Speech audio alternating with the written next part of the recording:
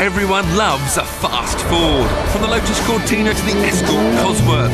Highly developed versions of run-of-the-mill motors have been built to allow the blue oval to take to the tracks and blow away the opposition.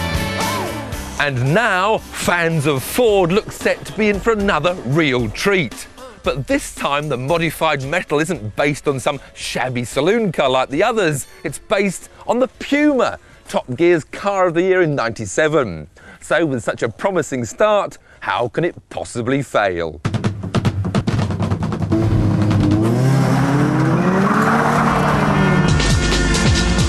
Called the Ford Racing Puma, it's one of a run of just 1,000 cars which are only being made available in Great Britain. But this time, despite its name, it's a limited edition that isn't actually intended for racing.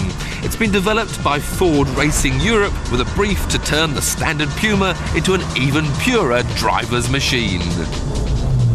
On the inside, I'm afraid that just means a big dollop of blue Alcantara trim, which skillfully falls between gaudy and garish.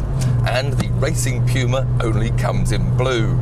It's also got these horrible half and half steering wheels. It's the same wheel as on the standard Puma, they've just added the Alcantara on this little bit.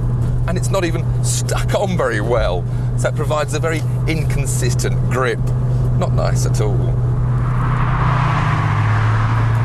However, the biggest change is that they've added these excellent Sparco racing seats, which really do grip you everywhere you want to be held and provide that racing feel.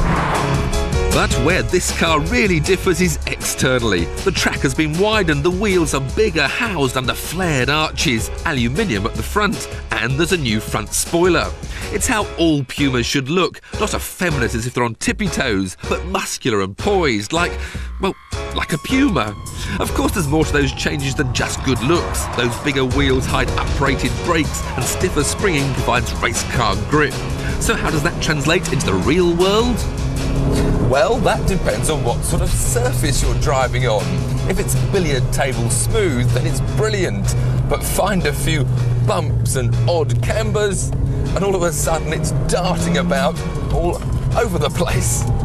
Now I think I'm beginning to realise what sort of racing driver this Racing Puma is designed for.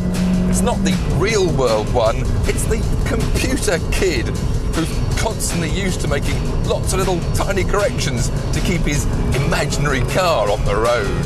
It's a kid's fun thing which you can hustle around country lanes at perfectly legal speeds with loads of grip to spare, yet feeling like you're Michael Schumacher on heat.